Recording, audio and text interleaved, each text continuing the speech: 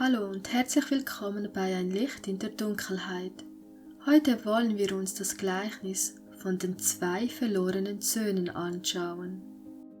Einige mögen nun vielleicht sagen, dass sie ja dieses Gleichnis ja schon kennen. Der verlorene Sohn, der in die Welt hinausgeht, sein ganzes Geld ausgibt und als er dann nichts mehr hatte, bereute er, fortgegangen zu sein und schließlich erkannte er, dass er es bei seinem Vater gar nicht mal so schlecht hatte.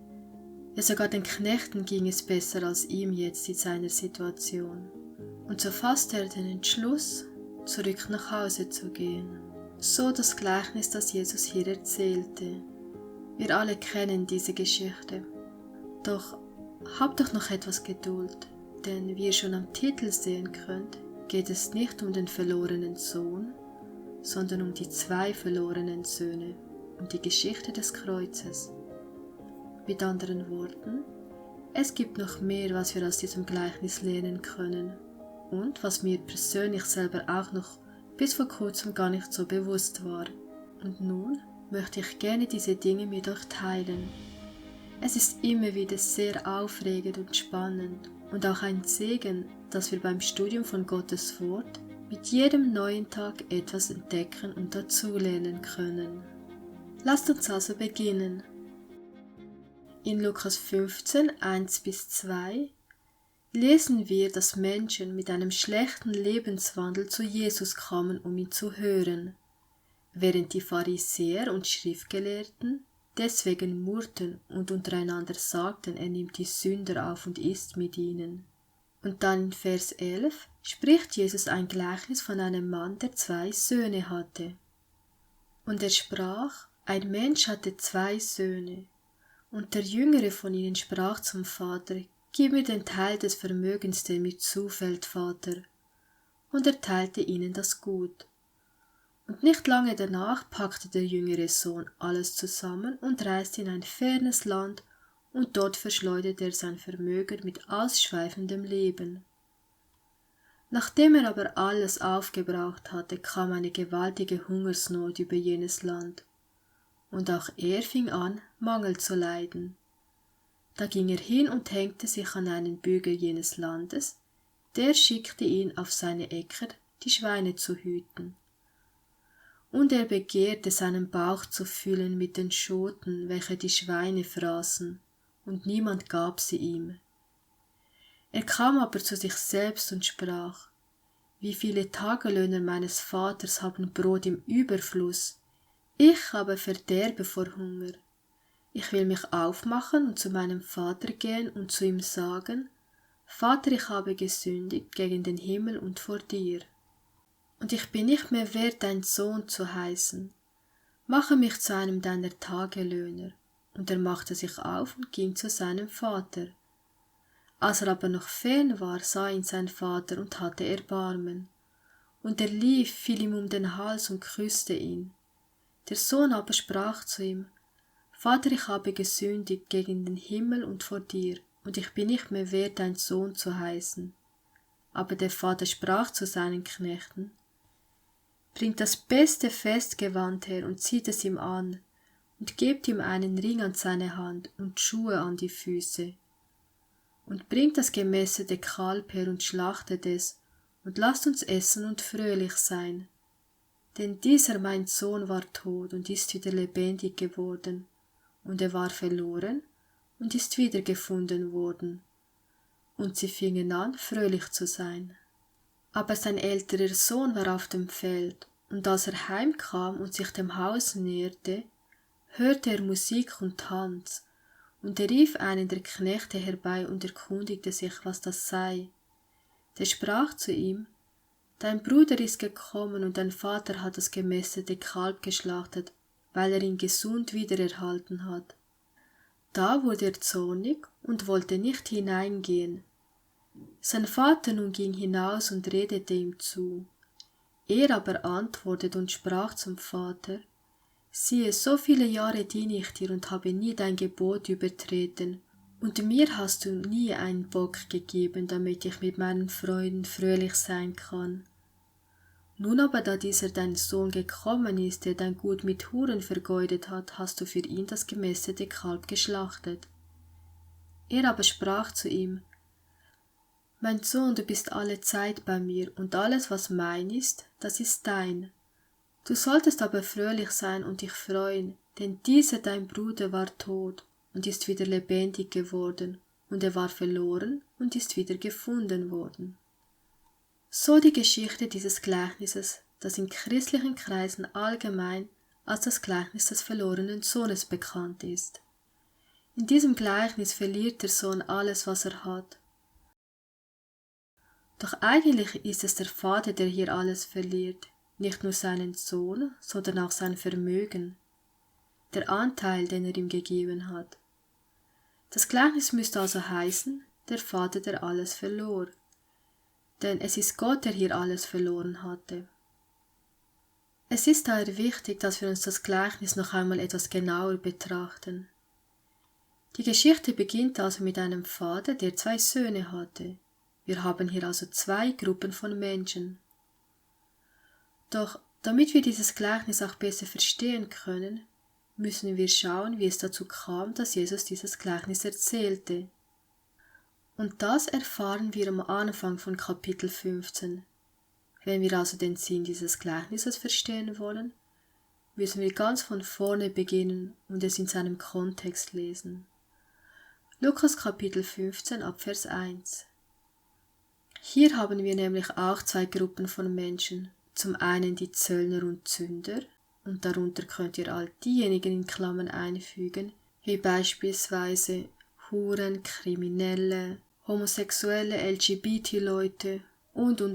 Alles, was ihr unter Zöllner und Sünder einordnen würdet. Wir sehen hier also, dass Menschen mit einem schlechten Lebenswandel da waren, um Jesus zu hören. Und dann auf der anderen Seite die Pharisäer und Schriftgelehrten, die Jesus dafür kritisierten, dass er sich mit diesen schlechten Menschen abgibt, ja sogar mit ihnen zusammen isst. In dieser Geschichte von den beiden Söhnen steht der ältere Bruder also für die religiösen Menschen. Versteht ihr nun, weshalb der ältere Bruder zornig war und sich nicht darüber freute, dass sein jüngerer Bruder wieder da war? Denn er sagte zu dem Vater: So viele Jahre diene ich dir und habe nie dein Gebot übertreten, aber für mich hast du noch kein Fest gemacht. Derjenige der beiden Söhne, der immer schon die Gebote seines Vaters gehalten hatte und ihm schon viele Jahre diente, repräsentiert die religiösen Menschen, die Pharisäer und Schriftgelehrten. Sie murrten gegen Jesus, dass er die Sünder annahm. Sie waren schockiert über seinen Dienst, über seine Vorgehensweise, dass der, welcher angeblich der Messias sein sollte und behauptete selber Gott zu sein, sich mit solchen Menschen abgab. Es schockierte diese Hochwürdigen, die sich selbst zu richten über das Gewissen der einfachen Leute machten. Diesen Religiösen gefiel es nicht, wie Jesus mit den Menschen umging und sich mit ihnen abgab, wie beispielsweise mit den Zöllnern, der Samariterin oder der Ehebrecherin. Versteht ihr, dass wir dieses Gleichnis nicht richtig verstehen können, ohne zuerst am Anfang zu beginnen? Die Botschaft des Evangeliums ist hier klar. Moralisch orientierte Menschen oder solche, die dazu neigen zu denken, sie sind besser als andere und die sich vielleicht auch gerne mit den Fehlern und Sünden der anderen beschäftigen, weil sie denken, dass sie besser sind, machen eigentlich dasselbe wie die Pharisäer und Schriftgelehrten, dasselbe wie der ältere Bruder in dem Gleichnis von diesen beiden Söhnen. Während doch gerade die, welche sie für ihren schlechten Lebenswandel kritisierten, am meisten von Jesus und von seinem Evangelium fasziniert waren und sich zu ihm hingezogen fühlten.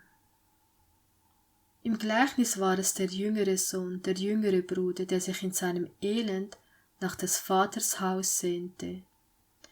Die Zöllner und Sünder gingen nicht zu den Pharisäern und Schriftgelehrten, um ihnen zuzuhören. Sie kamen aber zu Jesus, der gekommen war, das, was verloren war, zu suchen. Und deshalb erzählt er ihnen zunächst auch das Gleichnis von dem verlorenen Schaf und von dem verlorenen Groschen. In dem Gleichnis von den 2 Söhnen erzählt Jesus dann weiter, dass der Jüngere der beiden zum Vater hinging und ihn darum bat, seinen Anteil des Vermögens, der ihm zusteht, zu geben. Und nun überlegt euch mal das. Was bedeutet das eigentlich, dass er zum Vater hinging und um sein Erbteil bat? In 5. Mose 21 lesen wir, dass, wenn man damals 2 Söhne hatte, so gab man dem älteren Bruder 2/3 des Erbes, dem jüngeren 1/3. Er sagt hier also, gib mir, was mir zusteht. Der jüngere Sohn bittet seinen Vater, ihm sein Erbteil zu geben. Mit anderen Worten, will er, dass sein Vater tot ist, weil ein Erbe schließlich erst nach dem Tod des Verstorbenen aufgeteilt wird. Nun, vielleicht will er nicht gerade, dass er stirbt, aber er sagt damit im Eigentlichen, dass er gerne das haben möchte, was ihm doch eigentlich erst nach dem Tod des Vaters zustehen würde. Er möchte das Geld, aber nicht den Vater. Und umso schockierender muss für die Zuhörer die Reaktion des Vaters gewesen sein. Denn der Vater hätte in diesem Fall das Recht gehabt zu verlangen, dass er gesteinigt wird. Weil in 5. Mose 21, 18-21 geschrieben steht, dass ein Sohn mit solch einem rebellischen Charakter, der sich auf diese Weise im Eigentlichen den Tod seines Vaters herbeisehnt, selbst den Tod durch Steinigen verdient hätte. Dieses Gebot gab es wirklich. Wenn jemand einen widerspenstigen und störrischen Sohn hat, der Stimme seines Vaters und seiner Mutter nicht gehorcht und ihnen auch nicht folgen will, wenn sie ihn züchtigen, so sollen sein Vater und seine Mutter ihn ergreifen und zu den Ältesten seiner Stadt führen und zu dem Tor jenes Ortes. Und sie sollen zu den Ältesten seiner Stadt sagen, dieser unser Sohn ist störrisch und widerspenstig und gehorcht unserer Stimme nicht. Er ist ein Schlemmer und ein Säufer. Dann sollen ihn alle Leute seiner Stadt steinigen, damit er stirbt. Doch das ist nicht die Reaktion des Vaters hier in dem Gleichnis. Das ist nicht das, was er tat. Der Vater folgt nicht der Tradition, sondern er teilte das Vermögen auf und gab seinem Sohn das, was ihm eigentlich nach seinem Tod zufallen würde, weil er auf seine Ablehnung nicht mit 5. Mose 21 reagierte, wo nach Satzungen geschrieben steht, dass man einen solchen Sohn steinigen dürfe.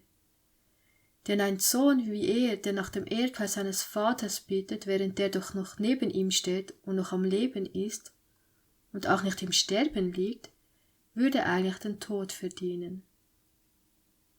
Solch eine Bitte kommt der Ablehnung des eigenen Vaters gleich.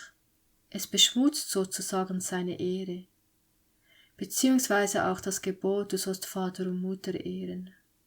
Doch wie wir sehen, reagiert der Vater ganz anders auf die rebellische Bitte seines Sohnes. Seine Reaktion ist nicht die, dass er ihn steinigen lassen will. Kennt ihr dieses Gefühl, abgelehnt zu werden? Oder wenn jemand deinen Stolz verletzt? Der Vater erfährt hier die Ablehnung seines Sohnes. Sein Stolz als Vater wird hier verletzt. Gib mir einfach das, was mir zusteht. Für dich und dein Leben interessiere ich mich nicht. Gib mir einfach das, was ich möchte. Meist ist es ja so, dass man die Person, von der man zurückgewiesen wird, dann hasst. Man hasst sie, um den eigenen Schmerz zu lindern, aber nicht so der Vater, denn er hat die Liebe zu seinem Sohn aufrechterhalten. Er wollte nicht, dass man ihm zu seinem Recht verhilft, sondern er gab, worum ihn sein Sohn gebeten hatte. Und als er dann alles verloren hatte, nachdem er wegging, um alles zu tun, was er tun wollte und frei zu sein und so zu leben, wie er es möchte, sagt uns die Geschichte nicht, dass der Vater ihm daraufhin nachging, um ihm Vorträge zu halten. Nein. Der Sohn selbst war es, der sich dann an die Liebe seines Vaters erinnerte. Wir kennen die Geschichte. Am Ende hat er alles verloren. Er kam in seinem Leben an einen Punkt, wo er dazu überging, die Schweine zu füttern. Und die Tatsache, dass Jesus hier Schweine erwähnt, ist auch interessant. denn Schweine waren etwas, das die Juden nicht aßen. Es war unrein und auch Christen heute sollten es nicht essen.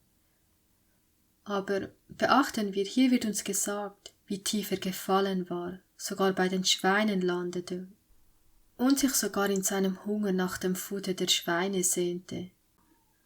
Warst du schon einmal an einem Punkt in deinem Leben, an dem du so tief gesunken warst, wo du Dinge getan hast, die du dir niemals hättest vorstellen können, dass du sie tun würdest, die dem Vater das Herz brechen würden?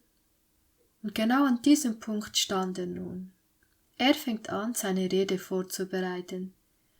Er will dem Vater sagen, dass er ihn wie einen seiner Tagelöhner behandeln soll. Und dass er noch auf dem Weg war und genau weiß, was er dem Vater sagen wird.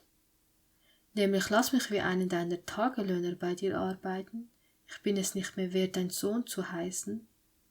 Sagt uns die Geschichte, dass als er noch fern war, der Vater ihn sah und Erbarmen mit ihm hatte. Und er rannte los, warf sich ihm um den Hals und küsste ihn. Und das ist etwas Sonderbares. Es ist etwas Sonderbares in der jüdisch-patriarchalischen Vorstellung, dass der Vater rennt. Er lief. Da ist ein Vater, der eine enorme Ablehnung erfahren hat, der auf eine solche Weise zurückgewiesen wurde von seinem Sohn, der nicht an seinem Vater interessiert war, sondern an seinem Vermögen. Und was tat der Vater? Er zahlte es ihm trotzdem aus, damit er sein Leben leben kann. Und trotz der Ablehnung, die er von seinem Sohn erfahren hat, rennt ihm der Vater entgegen, als er ihn von ferne sieht, und hat Erbarmen mit ihm. Er umarmt ihn und er lässt ihn noch nicht einmal seine Rede beenden. Der Sohn, der auszog und nur am Besitz seines Vaters interessiert war, kommt schmutzig und in Lumpen zurück und sein Vater lässt ein Fest für ihn vorbereiten. Der Mann, der einst Teil der Familie war und es gar nicht mehr verdient hatte, wieder in die Familie aufgenommen zu werden, der dachte, er müsse eine Beichte ablegen, um es sich zu verdienen, wieder Teil der Familie zu werden. Aber nein, Vergebung ist ein Geschenk und nicht etwas, das wir uns erarbeiten können. Bringt ihm das beste Festgewand, steckt ihm einen Ring an den Finger und Schuhe an seine Füße. Wenn man damals solch ein Fest machte, so war das eine Einladung, um dir zu sagen, dass du zur Familie gehörst. Er wurde wieder aufgenommen, nicht weil er es verdient hatte, sondern weil er gar nichts verdient hatte. Der ältere Sohn, der nun noch 2/3 hatte, weil alles, was übrig blieb, ihm gehörte, und alles, was sein Vater noch hatte, eines Tages auch ihm gehören würde, kommt nun vom Feld zurück. Er sieht das Fest, der Sohn, und man sagt ihm, dass sein Bruder zurückgekommen ist. Aber sein älterer Sohn war auf dem Feld, und als er heimkam und sich dem Haus näherte, hörte er Musik und Tanz, und er rief einen der Knechte herbei und erkundigte sich, was das sei. Der sprach zu ihm: Dein Bruder ist gekommen, und dein Vater hat das gemästete Kalb geschlachtet, weil er ihn gesund wiedererhalten hat. Wir sehen, der ältere Sohn ist nicht glücklich darüber, denn er weiß, was das für ihn bedeutet, dass sein jüngerer Bruder wieder Teil der Familie ist. Nämlich, dass sich sein Anteil von dem Vermögen, was noch da ist, nun verringern wird. Versteht ihr das? Und so macht er seinem Vater Vorwürfe. Dein Sohn, der gegangen war, um sein Vermögen bei Huren auszugeben, für den tust du all diese Dinge? Gibst du noch mehr Geld aus, um für ihn ein großes Fest zu veranstalten und ihn wieder in die Familie aufzunehmen? Der ältere Sohn will nicht auf das Fest, wo sein Vater ist und sein Bruder, der verloren war. Schaut man sich das Konzept des Friedens in der Bibel an, dann sieht man, dass es ein Konzept des Neuen Testamentes ist. Man liest nichts davon, dass ein Prophet Gott mit mein Vater anspricht, denn es ist Jesus, der mit dem Konzept des Vaters kam. Die meisten Menschen, die sich mit der Bibel beschäftigen, sagen, dass wir Gott Elohim, Adonai, Jahwe oder Jehova nennen müssen und so weiter. Sie geben ja darauf Acht, dass man den Namen Gottes richtig ausspricht. Sie verstehen nicht, dass Jesus sagte, wenn wir das Vaterunser studieren: So sagt doch Jesus nicht, wir müssen darauf schauen, dass wir die 4 Buchstaben Jahwe Ja korrekt aussprechen. Nein, so ist es nicht. Das kommt von Menschen, die religiös sind, die denken, dass Gott sie nur dann erhört, wenn sie seinen Namen auf eine bestimmte Weise aussprechen. So als ob Gott kein Deutsch verstehen würde oder irgendeine andere Sprache. Aber nein, Jesus sagt, wenn wir zu Gott beten, sollen wir sagen, Vater unser, der du bist im Himmel. In diesem Gleichnis sehen wir einen Vater, und Jesus zeigt uns hier einen Vater, der so ganz anders ist, als das Bild, welches religiöse Menschen von Gott anderen vermitteln. Der ältere Sohn will nicht auf das Fest gehen, das der Vater organisiert hat. Er zeigt auf seinen jüngeren Bruder, sein Sohn, der alles ausgegeben hat. Man könnte sagen, dass der kleine Bruder für eine Gruppe von Menschen steht, die man progressive Christen nennt. Das sind Christen, die sagen, dass man alles tun kann, dass man dies tun kann, dass man die Bibel ändern kann. Progressive Religiöse wollen ihr Leben so leben, wie es ihnen am besten gefällt, wie sie es für richtig halten und auf die Art, wie sie sich gerade fühlen oder es gerade in der Welt Trend ist. Weil Gott versteht sie schon, auch wenn sie etwas tun, was eigentlich falsch ist, so hat Gott doch Verständnis dafür, dass wir mit der Zeit gehen müssen. Und das ist der jüngere Sohn, während der andere, der ältere Sohn, die Religiösen repräsentiert. So wie der jüngere Sohn, der kleine Bruder, für die progressiven Christen steht, gibt es den großen Bruder, der ältere Sohn, der zu allem Nein sagt. Wir haben hier also 2 verschiedene Lager in der Welt, auf der einen Seite die Moralisten und auf der anderen die Progressiven, sozusagen die Guten und die Bösen. Doch Jesus hat sich keine dieser beiden Ansichten angeschlossen, auch nicht dem progressiven Evangelium, das besagt, dass sich alles ändern muss. Er hat sich keine dieser beiden Ansichten angeschlossen. Das Ende des Gleichnisses verrät uns auch nicht, wie die Geschichte zwischen den beiden Söhnen, zwischen diesen beiden Brüdern ausgegangen ist. Der älteste Sohn sagt über seinen Bruder, ja der mit den Prostituierten gegessen hat. Er wusste also, wo sein Bruder war. Er wusste, dass er in Sünde lebte. Doch hat er etwas unternommen, um ihn zurückzuholen? Nein, denn wenn man seinen Bruder zurückbringt, würde sich ja sein Erbanteil verringern. Wie viele von uns, die jetzt zuhören, kennen Menschen, die in der Sünde leben und geben sich damit zufrieden.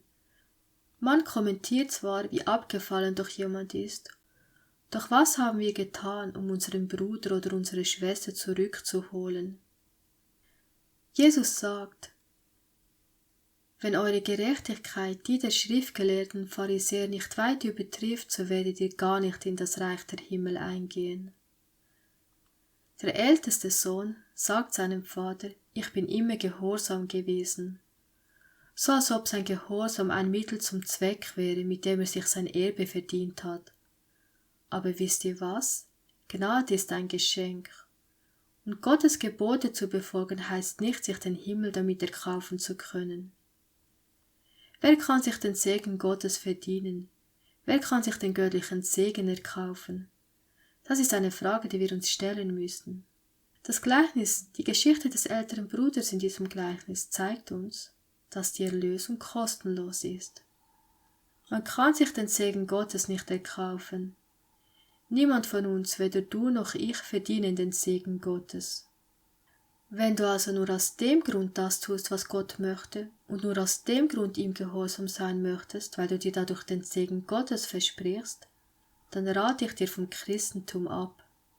Die meisten, die sich mit diesem Thema beschäftigen, haben keine Ahnung, wie sie sich damit auseinandersetzen sollen.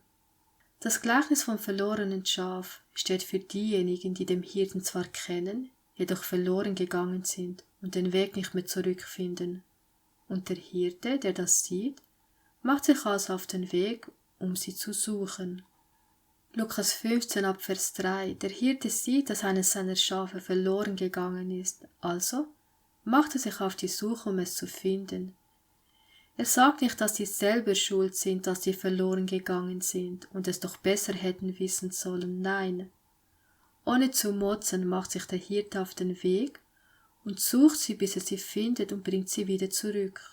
Das erste Gleichnis hier in Kapitel 15 zeigt uns also, diejenigen Menschen, die verloren gegangen sind und den Hirten zwar kennen, jedoch nicht wissen, wie sie zu ihm zurückfinden. Doch sind wir dieser Person, diesen Menschen nachgegangen, so wie Christus, und haben ihn gesucht und zurückgebracht? Dann haben wir das Gleichnis von dem verlorenen Groschen, das für die Menschen steht, die verloren sind, aber nicht wissen, dass sie verloren sind. Die Frau in dieser Geschichte tut alles, um diesen Groschen zu finden. Und interessanterweise steht in der Bibel eine Frau für die Gemeinde, also für uns. Wir müssen also erst recht auch die suchen, die nicht wissen, dass sie verloren sind. Nach diesen beiden Gleichnissen folgt das dritte mit dem des verlorenen Sohnes. Und was hier auffällt ist, nachdem der Sohn das Haus verlässt, ist da niemand, der sich die Mühe macht, ihn suchen zu gehen. Doch in dem Gleichnis geht es nicht nur um den einen Sohn. Wir erinnern uns, Jesus sagte, ein Mensch hatte 2 Söhne.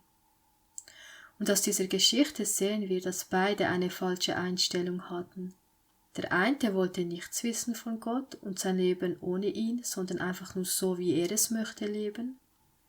Während der andere Sohn die Kosten gescheut hatte, seinen jüngeren Bruder suchen zu gehen, weil es ihm wichtiger war, sein noch verbleibendes Vermögen zu erhalten und nicht noch etwa Geld unnötig auszugeben, um seinen Bruder zurückzuholen. Denn er war ja schließlich auch immer gehorsam und hat sich somit auch seinen Anteil verdient. Jesus beendet dieses Gleichnis nicht mit einem Happy End, sondern er lässt die Geschichte offen, weil er uns damit etwas zeigen möchte. Er will uns den Kontrast aufzeigen, den wir mit einem anderen älteren Bruder haben, den wir im Gegensatz zu diesem älteren Bruder aus der Geschichte haben und aus den anderen Denominationen in der christlichen Welt heute kennen. Ein älterer Bruder, der nicht so wie der in der Geschichte ist, der seine Zeit damit verbringt, dich zu richten oder dies oder jenes über dich sagt, da du ja nur ein Abgefallener bist, der es doch besser wissen sollte. Und schließlich kennen wir doch die Wahrheit. Denn dieser ältere Bruder ist nicht wie Jesus. Viele gehen mit anderen nicht so um, wie Jesus es tun würde. Wir haben einen Bruder, einen älteren Bruder, der so ganz anders ist, der uns abholt, der keine Angst hat, alle 2/3 auszugeben, die noch übrig sind, um uns zurückzuholen. Wir haben einen älteren Bruder, der anders ist als diese modernen Pharisäer. Dieser jüngere Sohn hat einen Pharisäerbruder, aber wir haben einen älteren Bruder, der seinem Vater immer gehorsam war, und zwar aus Liebe und nicht, weil er etwas gewinnen wollte. Im Gegenteil, er gab alles, denn am Ende seines Lebens hier auf dieser Erde hatte unser wahrer älterer Bruder nichts. Kein Obergewand, als er am Kreuz hing, kein Essen, nichts zu trinken, nein, nur eine Dornenkrone legte man ihm auf sein Haupt. Diese Geschichte soll uns zeigen, dass wir einen großen Bruder brauchen, der uns abholen wird. Egal welche Sünden wir begangen haben, egal wie ungehorsam wir sind, egal was wir tun, er kommt, weil seine Gnade uns überall hin erreichen kann. Denn unser wahrer älterer Bruder hat alles dafür gegeben, um uns zurückzuholen. Er hatte keine Angst davor, das zu verlieren, was ihm zusteht. Und deshalb haben wir nun die Möglichkeit, zu ihm zu kommen. Ja, Jesus Christus hat alles ausgegeben, von dem Gott, der alles verlor. Er ist es, der alles ausgegeben hat, um uns zu ihm zurückzubringen. Es ist Jesus, der aus dem Kelch der Trennung getrunken hat, damit ihr und ich aus dem Kelch der Liebe trinken können, um wieder Gemeinschaft mit dem Vater zu haben. Deshalb hat Jesus im Leiden nur ein einziges Mal Gott Vater mit Gott angerufen, damit wir ihn Vater nennen können. Er lebte diese Trennung, damit wir wieder in Gemeinschaft mit ihm leben können. Im Himmel wird es auch ein Festmahl geben. Doch warum wird es ein Festmahl geben, das Gott für uns zubereitet? Weil dieses Festmahl ein Synonym dafür ist, um dir zu sagen, du bist nun zu Hause, du gehörst wieder zur Familie. Denn unser wahrer älterer Bruder sagt in Hebräer 2, Vers 11, er schämt sich nicht, uns seine Brüder zu nennen. Diese Wahrheit zu verstehen, meine Lieben, wird unser Denken verändern. Denn wenn wir das verstanden haben, werden wir damit aufhören, kaltherzige ältere Brüder zu sein und uns über das Weg unseres wahren älteren Bruders erfreuen. Der Grund, weshalb viele Christen es versäumen, zu uns zu kommen, mag vielleicht der sein, dass sie denken, wir kritisieren und verurteilen sie nur wegen ihren Fehlern. Doch liegt es nicht daran, dass wir ihnen bisher kein guter älterer Bruder oder eine gute ältere Schwester gewesen sind? Werden wir alles dafür tun, um unseren verlorenen Bruder oder unsere verlorene Schwester zurückzuholen? Oder sind wir wie der ältere Bruder in dem Gleichnis und schauen nur darauf, wie gut dass wir doch sind und wie schlecht all die anderen? In Matthäus 8, Vers 11 sagt Jesus, ich sage euch aber, viele werden kommen vom Osten und vom Westen und werden im Reich der Himmel mit Abraham, Isaak und Jakob zu Tisch sitzen. Was wird von nun an unsere Einstellung sein, da wir wissen, dass wir einen älteren Bruder wie Jesus haben? Werden wir die Menschen lieben, so wie er, oder werden wir uns nur beim Vater über unseren jüngeren Bruder beklagen? Lasst uns also wahre ältere Brüder sein, so wie Jesus, und keine Kosten scheuen, um das, was verloren ist, zurückzuholen. Suchen wir unseren jüngeren Bruder und sprechen wir die Einladung aus. Komm, Gott hat einen Platz für dich an seinem Tisch vorbereitet. Jesus lädt dich ein, zurück nach Hause zu kommen, denn dein wahrer großer Bruder hat sich auf den Weg gemacht, um dich nach Hause zurückzubringen. Er hat alles dafür gegeben und auch sein Leben nicht dafür geschont, sondern ist am Kreuz gestorben, um dich und mich zu retten. Ja, unser wahrer älterer Bruder Jesus Christus. Amen.